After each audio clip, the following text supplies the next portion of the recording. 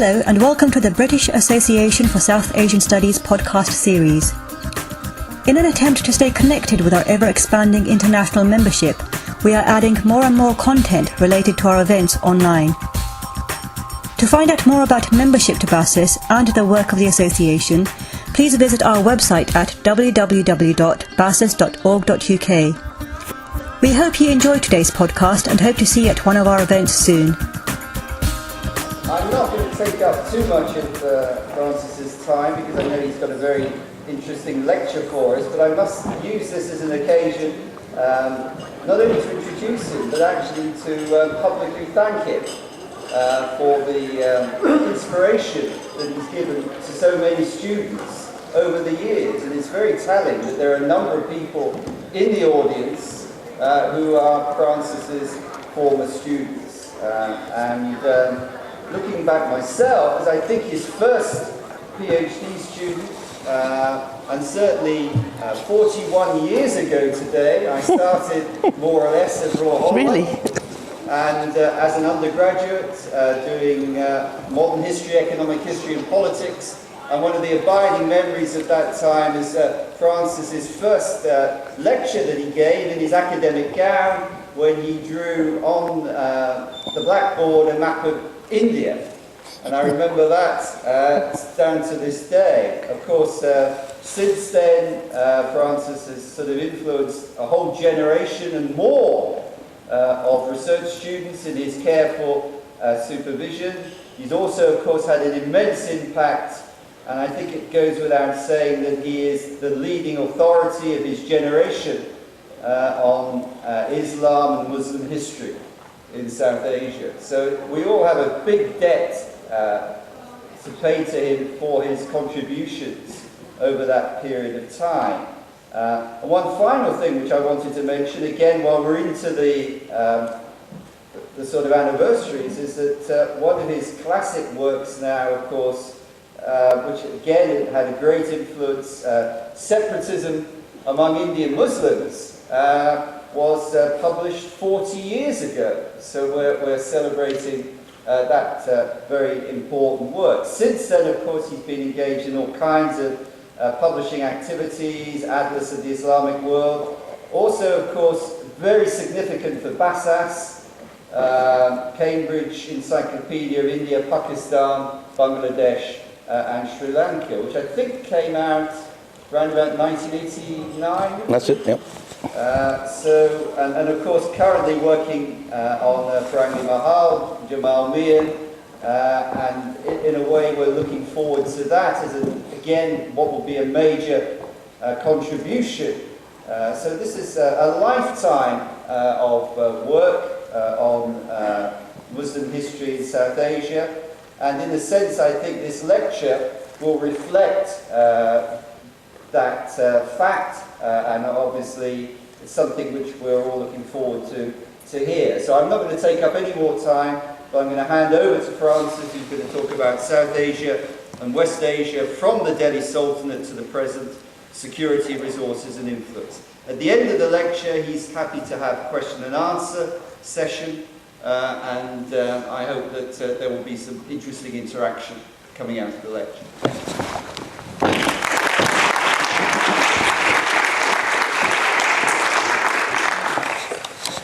Thank you, Ian, for that very generous introduction.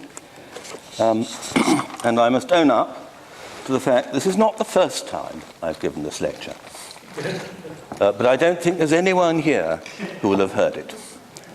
It was commissioned to launch the Centre for Policy Studies, founded by the Foreign Ministry in the University of Calcutta.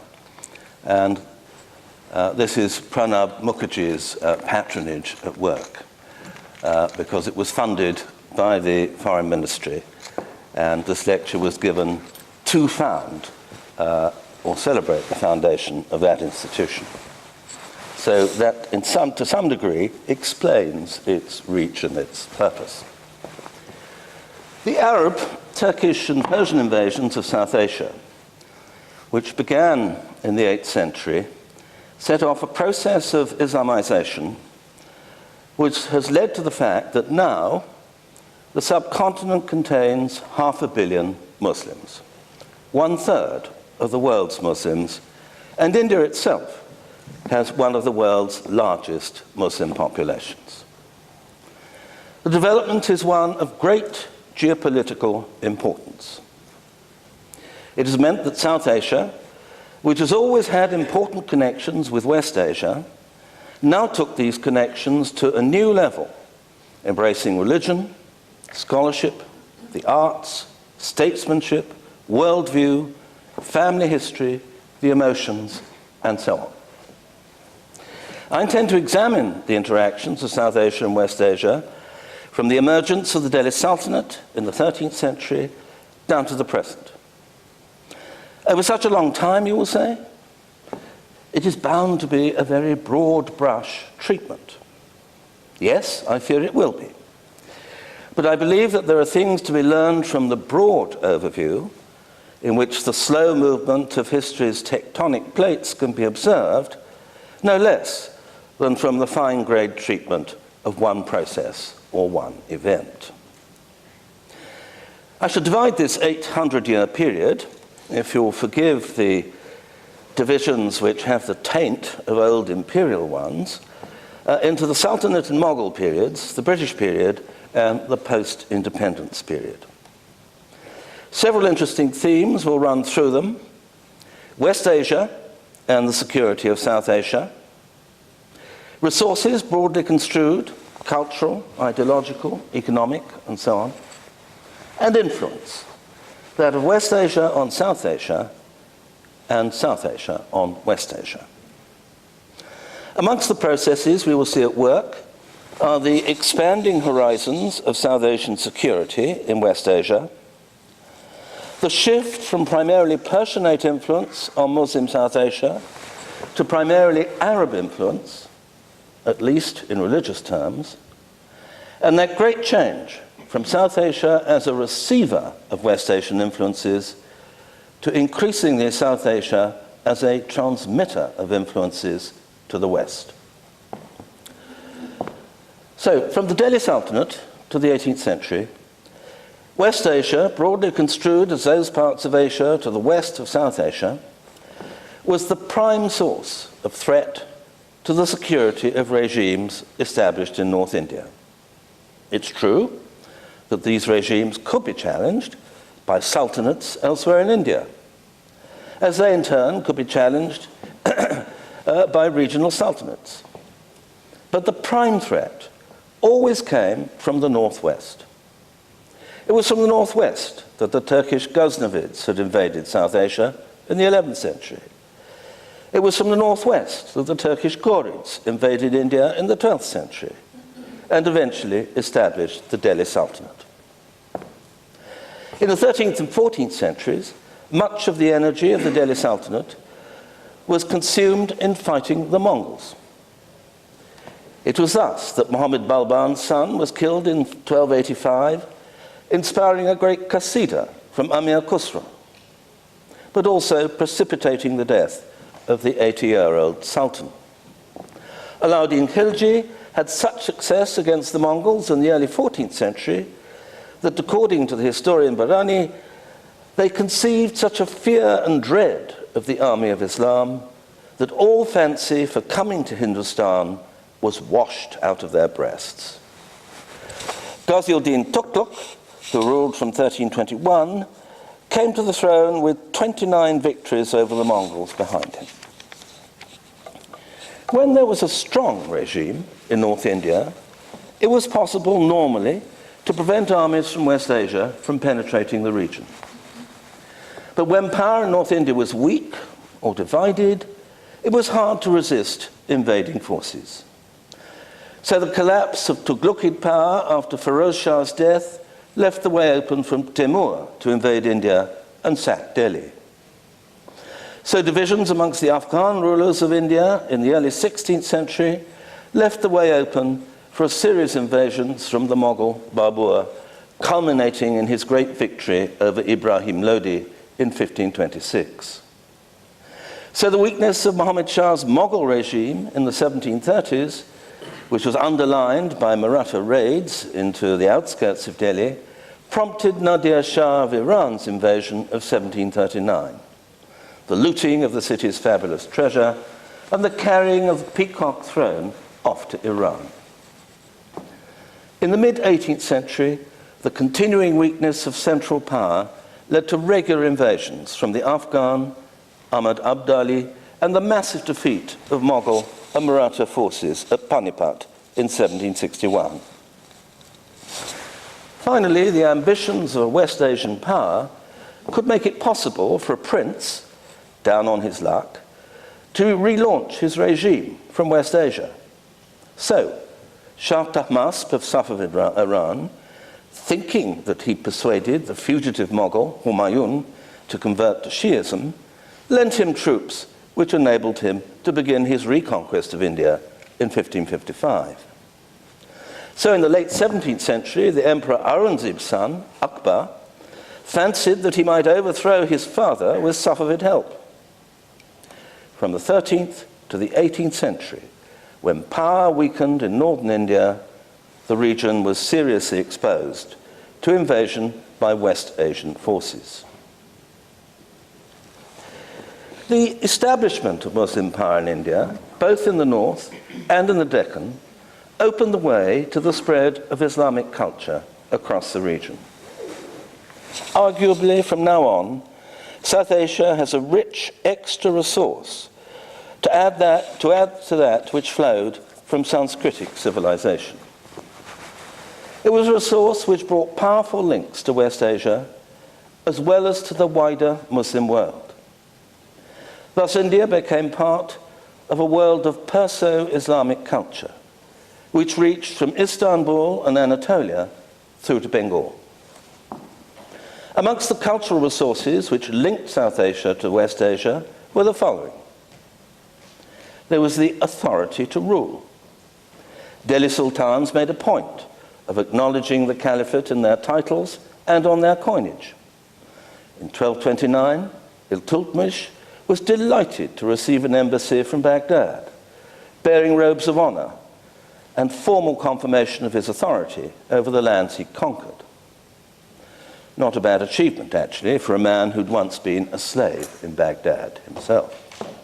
In 1343, Muhammad bin Tughlaq was similarly delighted to receive an embassy and recognition from the Caliph, who now lived in exile in Egypt. The Mughals tended not to acknowledge the Ottoman Caliphate, seeing themselves as caliphs of India. But they still drew their authority from the lands west of South Asia. In this case, it was from the Mongol and Timurid traditions of sovereignty, which was made very clear both in the early chapters of Abul Fazl's Akbarnama and in the Mughal tradition of lineage portraits, in which, for instance, Temur might be seen handing down the right to rule through his descendants all the way down to Aurangzeb. Crucially important was the Persian language and its literature. Persian became the language of government almost everywhere, except the far south. Throughout, Hindus as well as Muslims came to explore the riches of Perso-Islamic civilization. It became the main language of intellectual and artistic life. The main forms of Persian literature came to be widely cultivated. History, biographical dictionaries, Sufi Malfuzat, and Insha, the art of official letter writing. Most important, of course, was poetry. Hafiz, Saadi, Jami, Nizami, the great poets of Persia were much loved. In the late 16th and 17th centuries, poets from Iran and Central Asia created a golden age of the courts of both the Mughal emperors and the Deccan sultans. No less important, in linking South to West Asia, was Islamic knowledge, both formal and mystical. It's striking how much in the Mughal period its various forms were rooted in West Asia. Almost all the books and commentaries normally used in transmitting Islamic learning have been written in Iran or Central Asia between 1100 and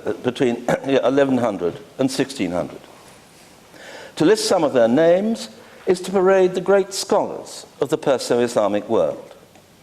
Abdallah Nasafi, Burhanuddin al-Maghinani, Jalaluddin Dawani of Shiraz, and those great rivals at the court of Timur, Sa'aduddin al-Taftazani and Sayyid Sharif al-Jurjani.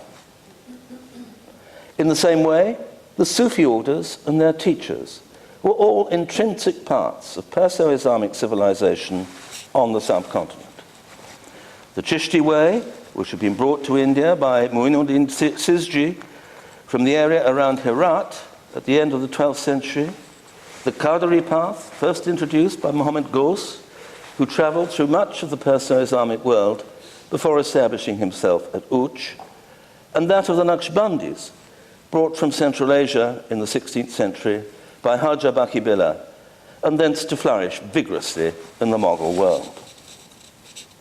The courts of India were rich sources of patronage for thousands of men from West Asia, whether they just sought patronage or were fleeing oppression.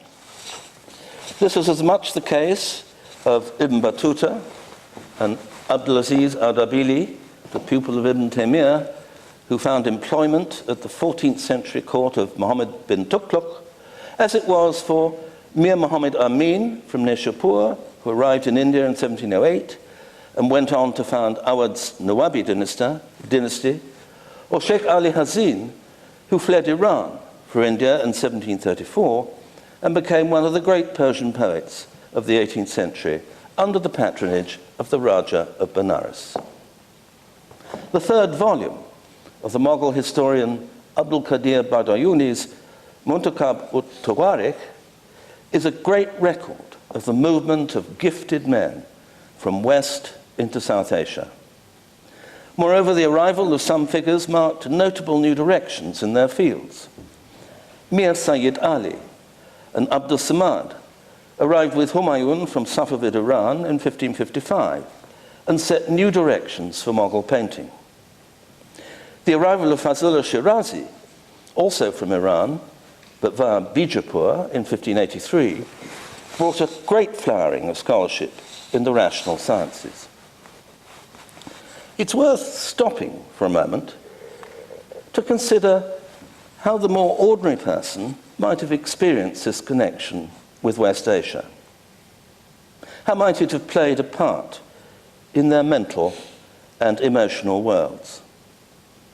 The young scholar who completed learning one of the great texts of the Islamic tradition would see on his ijazah, his license to teach that text, how he become part of a chain of transmission which reached back to the original author of that book in West Asia.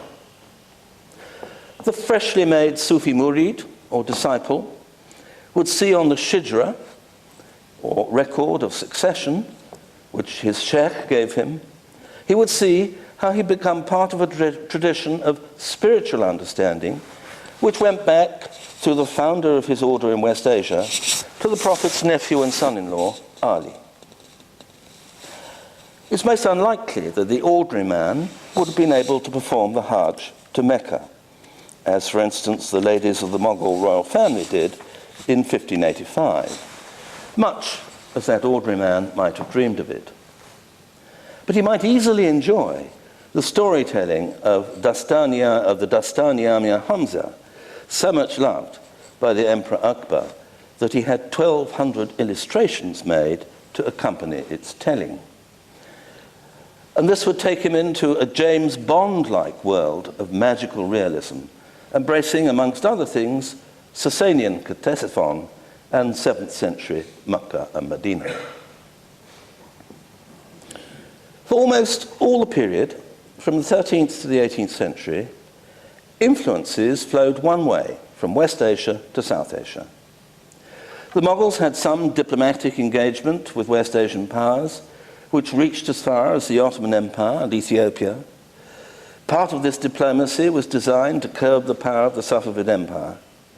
But in effect, little was achieved, and West Asia's neglect of the Mughals, almost bordering on contempt, illustrated to their chagrin the limited influence they were able to wield. Nor were the Mughals able to project military power into West Asia. Throughout the dynasty, they lost control of Kandahar more often than they held it. Their one major military expedition westward to conquer the family's former heartland of Central Asia ended ignominiously when their army under Aurangzeb had to retreat in the snow from Balkh in 1647. The one point where the Mughals had some impact was in the facilitating of the Hajj to Mecca. For this purpose, Akbar negotiated deals with the Portuguese and made major donations to Mecca and Medina. In later years, the pattern was followed by the Muslim princes of India. The Nawabs of Arcot, for instance, endowed lodging houses for pilgrims, the Arcot rebats, and the Begums of Bhopal did so too.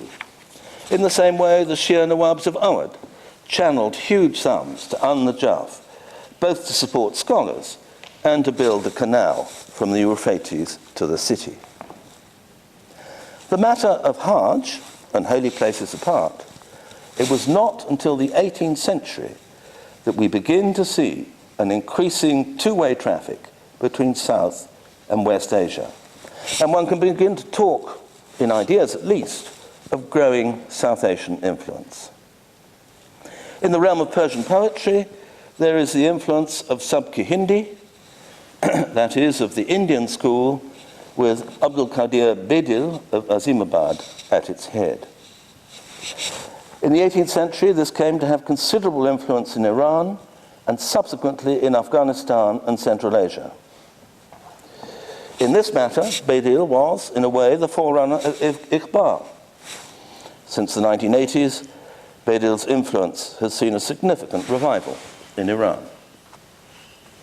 Arguably, the more striking influence is to be found in scholarship and mysticism. The flourishing of scholarship in the Islamic rational sciences, which Fazlullah Shirazi was said to have inspired, gained a great head of steam in Awadh in the 17th and 18th century, so that Shah Jahan described the region as the Shiraz of India.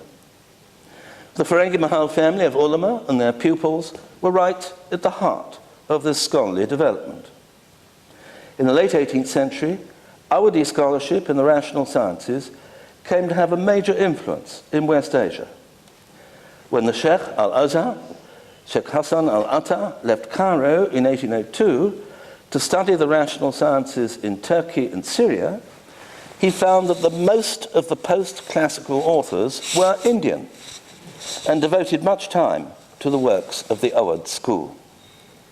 When he returned to Cairo in 1815, he stimulated a revival of the rational sciences there. More generally, it seems that both scholars in Turkey in support of the Tanzimat and those in Egypt in support of Muhammad Ali drew on the rationalist scholarship of India when they needed to use scholastic theology as a vehicle of defense against orthodoxy rooted in the transmitted sciences. A further dimension of Indian influence lies in the spread of the Naqshbandi Sufi order from India to West Asia. You'll recall that under the influence of Sheikh Ahmed Sir Hindi, his reaction against the religious eclecticism of Akbar and Jahangir and his rejection of Ibn Arabi's philosophy of the unity of being, the Naqshbandi Sufi way entered its Mujaddidi phase, in which Sir Hindi's collected letters, his Maktubat, was a key book. One important Mujaddidi silsila went through Mecca, the Yemen, and thence to Egypt. A second, more important line was extended by Murad al-Bukhari, a Khalifa from one of Sir Hindi's sons, into the elite of Damascus and the circle of that pivotal 18th century West Asian intellectual, Sheikh Abdul Ghani Nabulusi.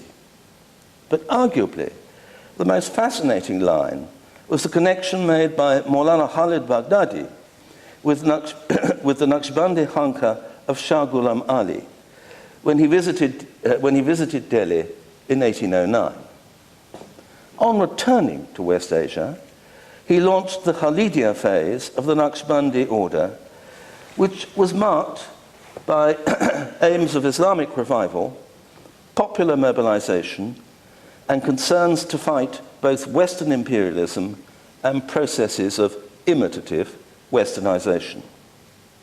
His influence was felt widely from Algeria to Indonesia, but especially in Damascus, Baghdad, Istanbul, Kurdistan, and eastern Anatolia. The Naqshbandi Khalidia provided the context in which that remarkable man, Said Bediüzzaman Nursi, developed the Nurcu movement, in which his Turkish followers embraced forms of scripturalism, indeed of Protestantism, in which Sirhindi's Maktubat played an important part. As some of you will know, it's men from this movement who in the 1960s drove the industrialization of central Anatolia from below. It is men from this movement who've been at the heart of the rise of Islamist politics in modern Turkey, the politics of the National Salvation Party, of the Rifa Party, and now the AKP, the Justice and Development Party, which has formed the government in the 21st century. In my wilder fantasies, and I do have them, I see Abdullah Gül, President of Turkey, and Tayyip Erdogan, Prime Minister, with Sirhindi's Maktubat on their bedside tables. It is in the context of the spread of South Asian Islamic ideas to West Asia in the 19th century that Albert Turani demonstrated several decades ago that India began to take an intellectual lead in the Muslim world. Now we turn to the British period, stretching from roughly 1800 to 1947. In terms of the security of South Asia, West Asia remained the key area. But as this period went on, there was an added new twist. Security became less an issue of threats from the West or Northwest Asia than of the impact which the actions of the British Empire in West Asia might have on Muslim opinion in India. Alongside this consideration of the security of India, also became bound up with great power competition in Europe and in the Mediterranean. Calcutta, and later Delhi, would from time to time find themselves either in competition or disagreement with policies enunciated by Whitehall.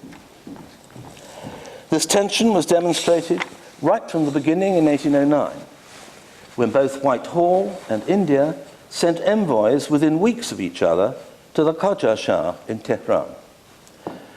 Right from then down to 1922, when the Secretary of State for India, Edwin Montagu, resigned because he could no longer navigate the tensions which existed between the Foreign Office policies of West Asia as opposed to those of the government of India, which of course was deeply sensitive to Indian Muslim opinion.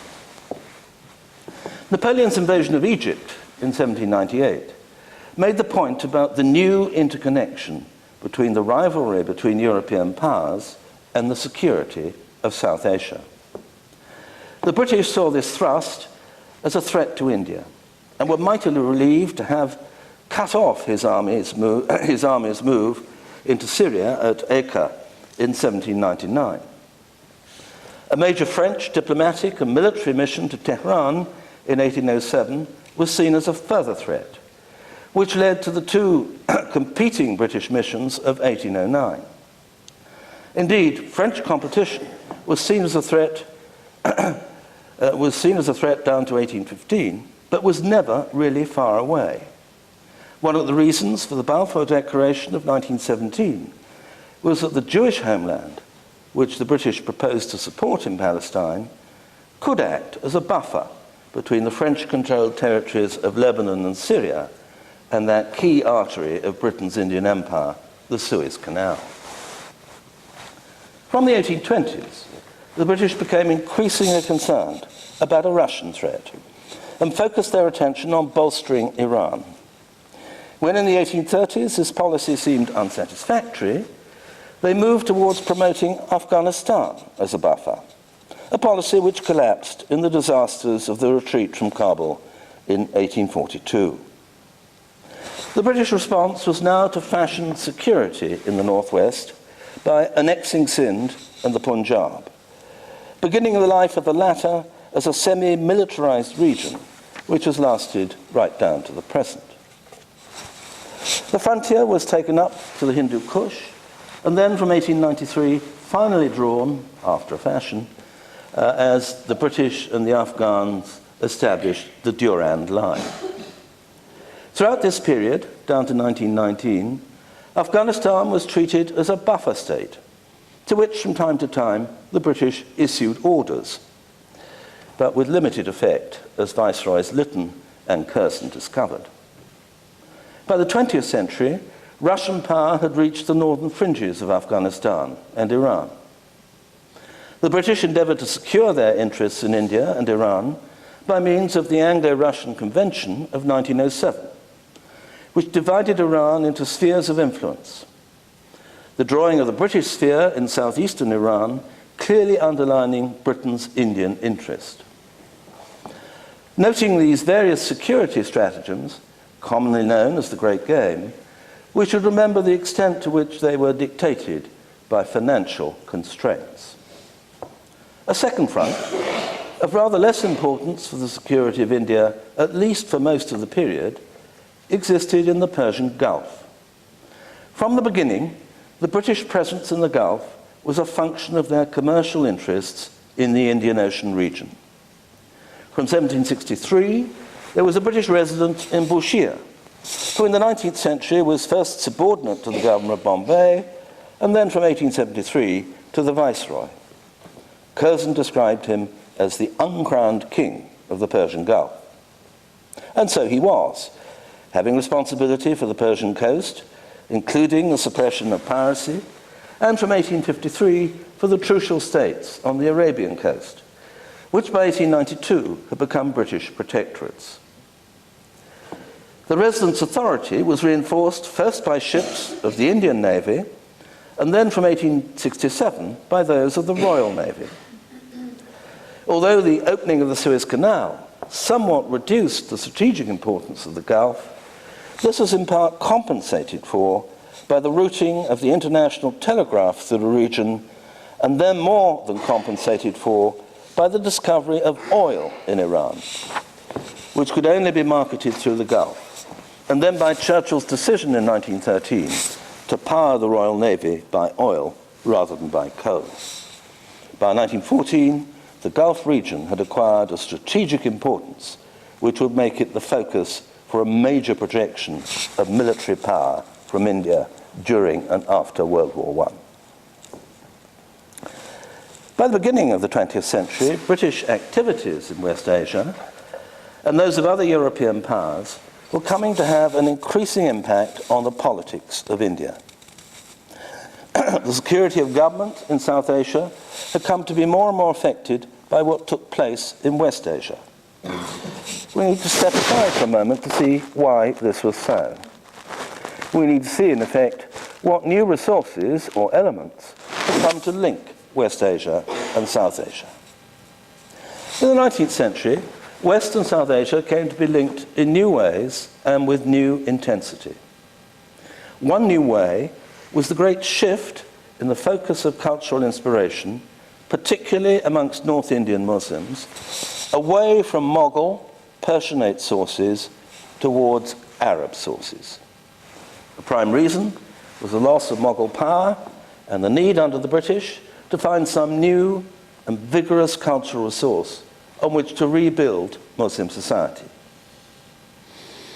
For some aspects, for instance, literature and Unani Tib, medicine, Muslims drew on both Arab and Western inspiration. In matters of their faith, they turned increasingly to Arab inspiration. In scholarship, reforming ulama came increasingly to focus on the transmitted subjects as opposed to the rational subjects, the original works of Arab guidance as opposed to the Persianate skills of interpretation. Reforming ulama increasingly attacked the influence of Ibn Arabi all idea of intercession at saint shrines, and what Iqbal termed the Persian encrustations of Sufism. And so reforming ulama increasingly focused on a scriptural faith in which the conscience of the individual believer came to engage with the Word of God, often found in translation. The Prophet himself came to move much closer to the center of piety. Hadith, the traditions relating to the Prophet, became an increasingly important focus for scholarship, leading South Asia to what it is today, the center of Hadith scholarship in the Islamic world. This Arab turn in inspiration continues down to the present, much to the sorrow of some. In this context, the worlds of South Asia and West Asia came to be increasingly closely linked by steamship, by telegraph, and by the post. It's notable, for instance, that the scholar and Sufi in the North Indian reforming tradition, Haji Imdadullah, who fled India after the Mutiny Uprising, was able to counsel his disciples for many years from Mecca, as his Maktubat reveals. In the same vein, Abdul Bari of Lucknow's Ferengi Mahal family in the early 20th century corresponded regularly with Sharif Hussain of Mecca and Enver Pasha, the young Turk leader. Of course, the new connectedness and ease of communication was accompanied by a substantial growth in the Hajj from South Asia. It was also accompanied by a greater Indian presence in the region. At the high point of Indo-Omani commerce in the 19th century, as many as 4,000 Indians, Hindus and Muslims, lived in Muscat. Major figures from India ran transnational networks, which linked West Asia further east. Seema Alvi has shown how the Hadrami alim, Said Fadl, who led Kerala's Maplas in revolt against the new taxation system introduced by the British, how he ran a network of contacts which reached from Istanbul through Kerala to Aceh in Sumatra. She's also shown how Rahmatullah Karanawi, who debated with Christian missionaries at Agra in 1854, established his Madrasa Saulatia in Mecca, a destination for Indian Muslims, but with links that reached both to Istanbul and to Deoband.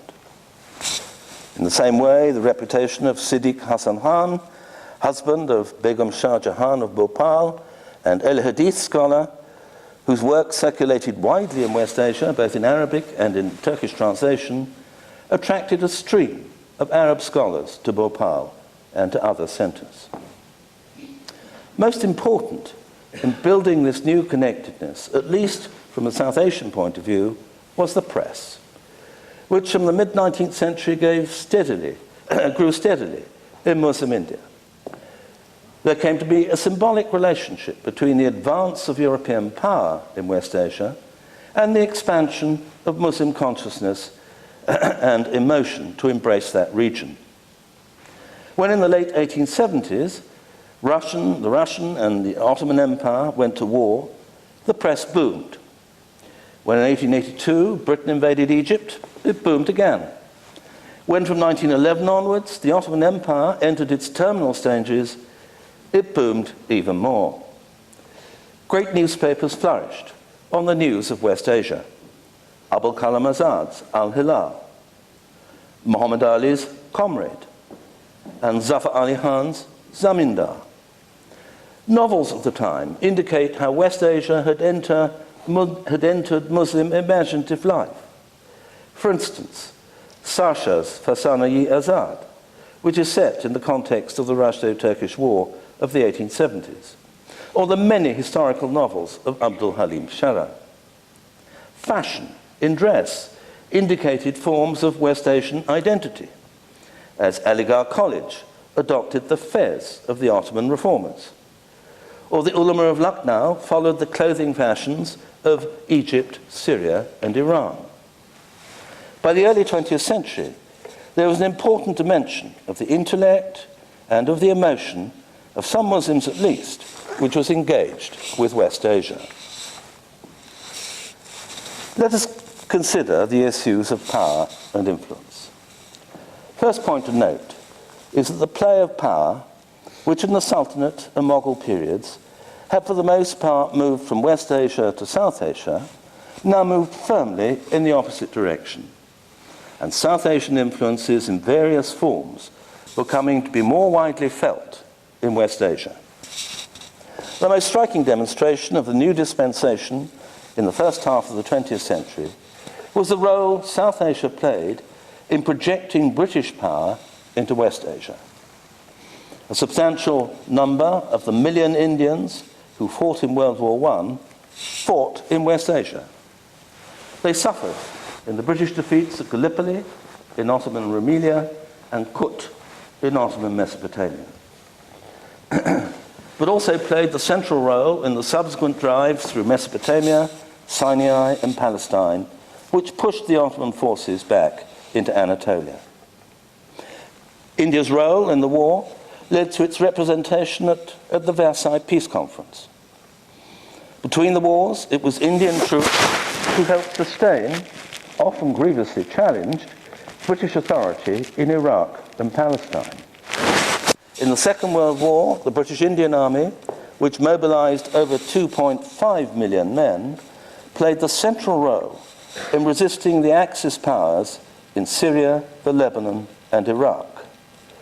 The Anglo-Soviet invasion of Iran, in the campaign against Rommel in North Africa, and the Allied drive up through Italy.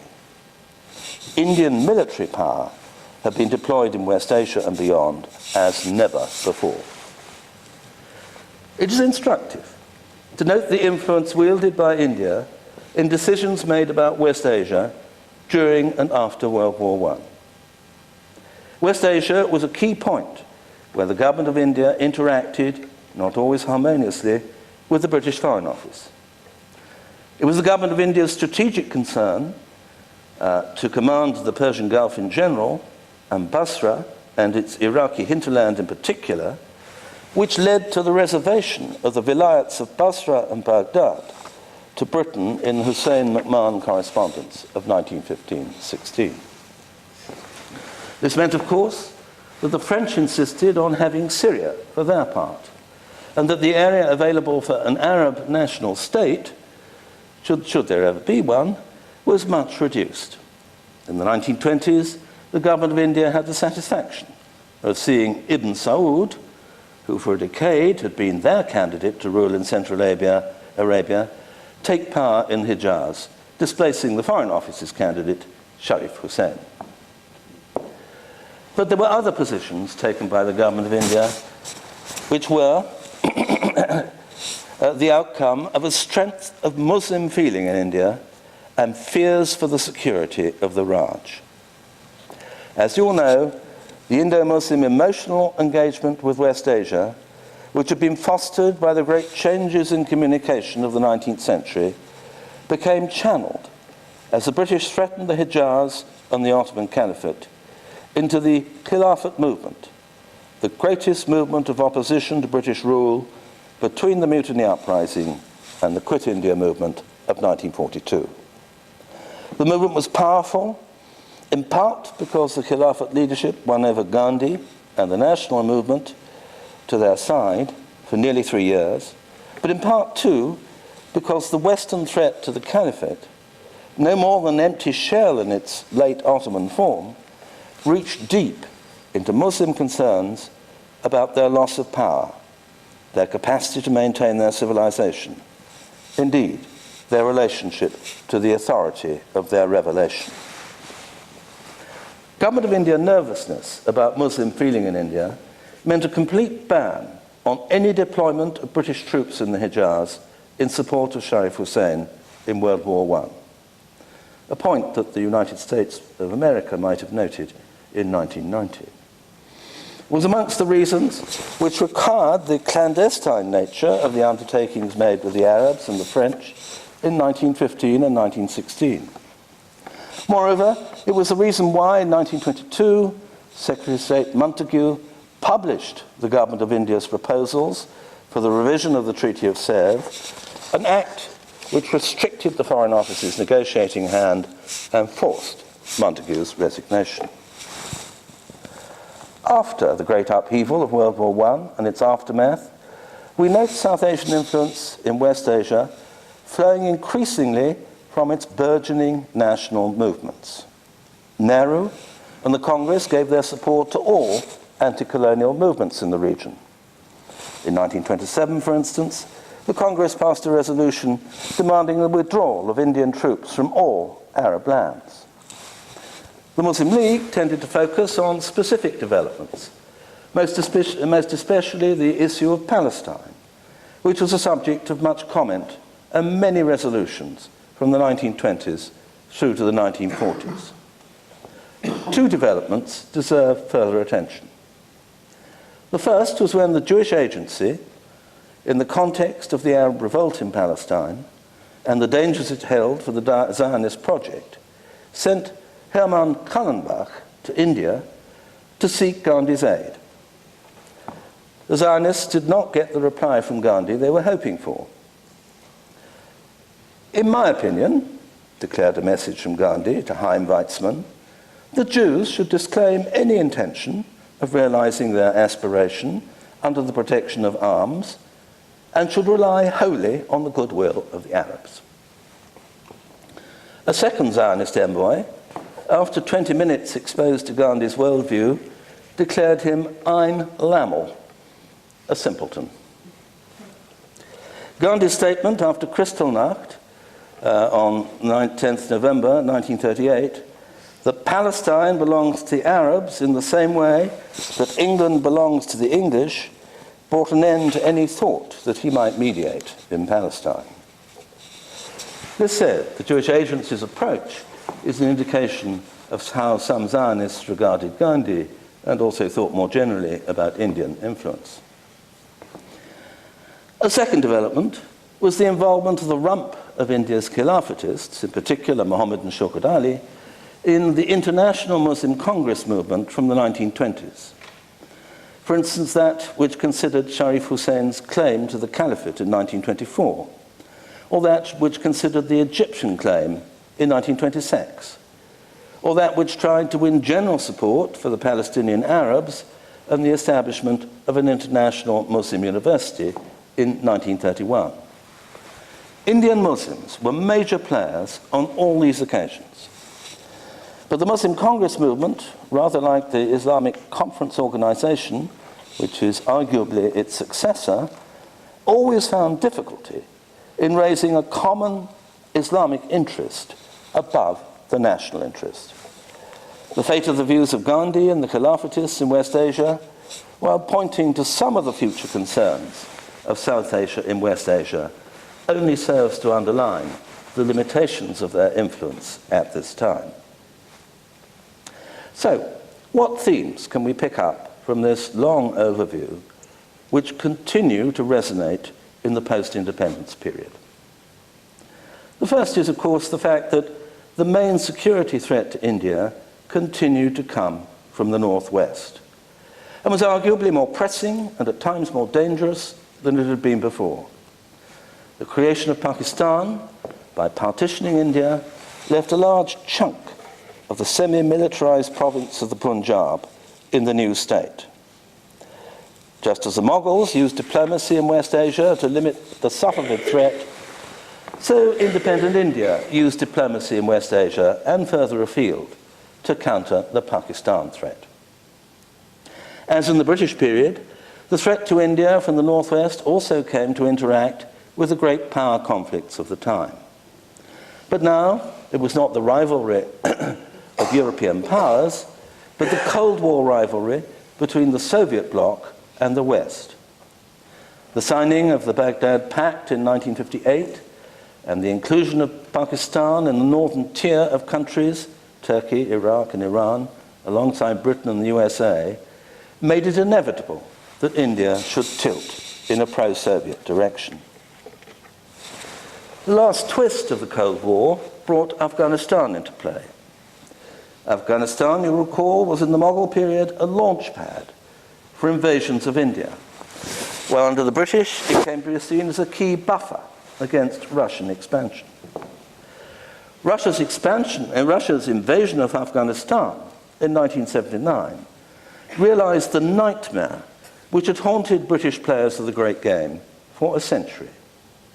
The Russians were in striking distance of the Indian Ocean. The outcome, as we know, was the militarization and Islamization of Pakistan's northwest frontier, as the West, Saudi Arabia, and Gulf countries poured money and arms into the region to resist the Russian presence.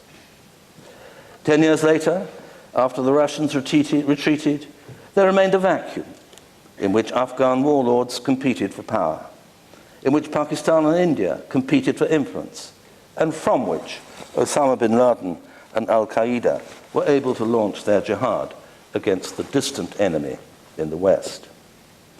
The result has been military action by the West, waged for some time without due attention, which may or may not bring stability to Afghanistan, and which may destabilize Pakistan. As ever, Afghanistan remains crucially important to the security of South Asia. We noted, when dealing with the British period, the way in which the British were constantly concerned about the impact of their foreign policy on Indian Muslim opinion, and therefore the security of the Raj. We could also have noted how manifestations of the Islamic revival also gave rise to security scares. Now, incredibly informed that the government of independent India, like its colonial predecessor, most of the time conducts its policy in West Asia with an eye to Indian Muslim opinion.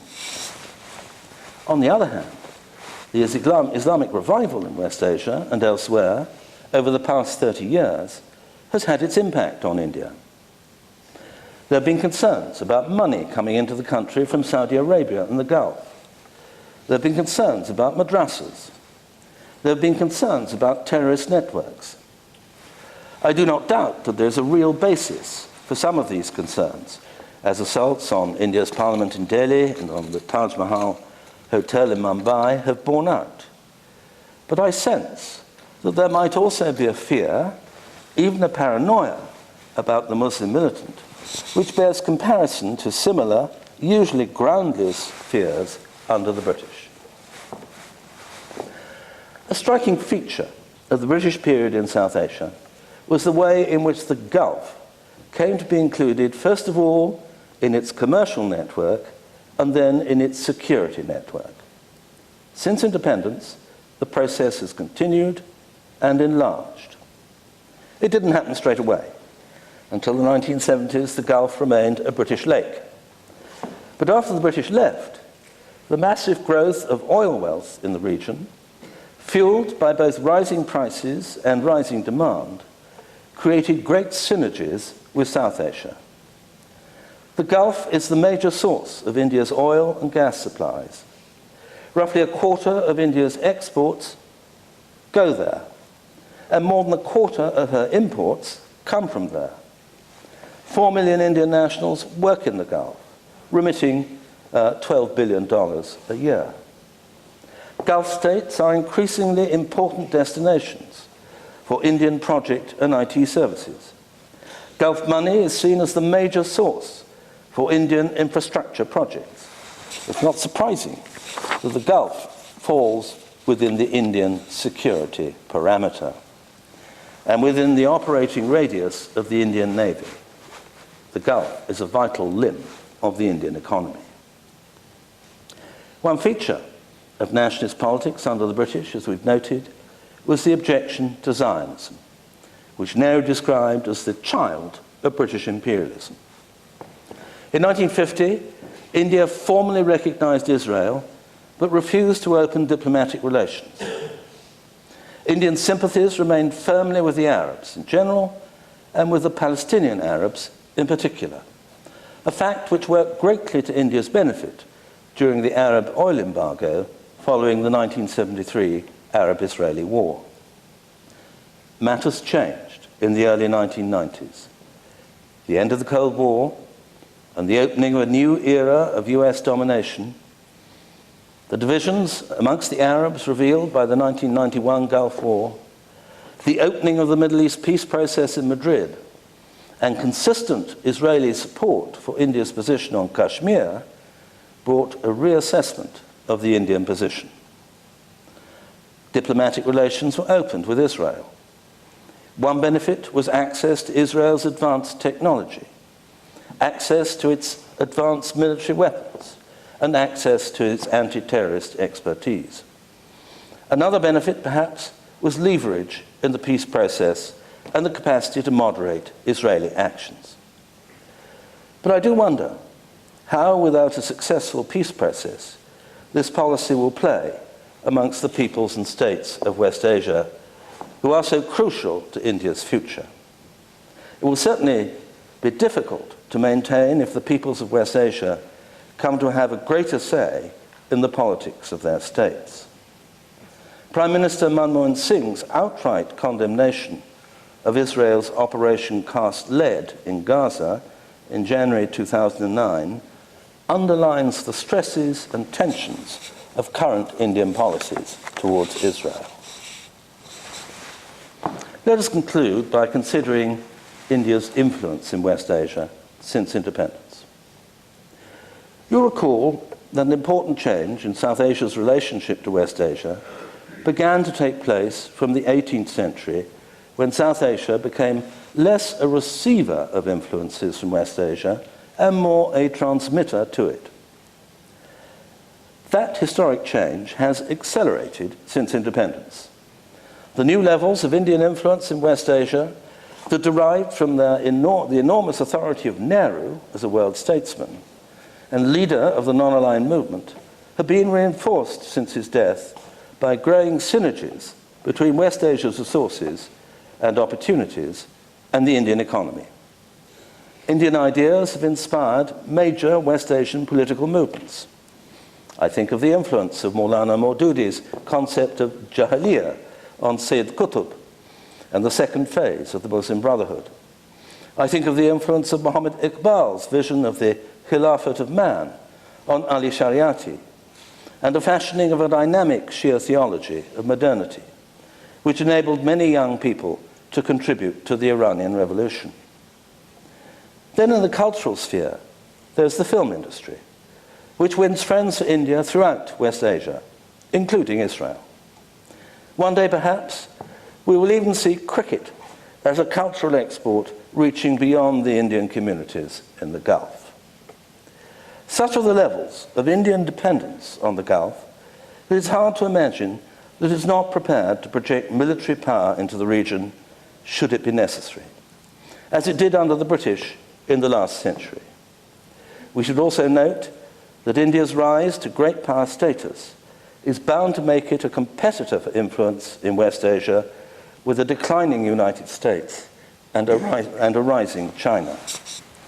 West Asia is rapidly emerging as India's extended neighborhood, an essential component of her great power status, and arguably the region in which that status will be most fully expressed. Thank you.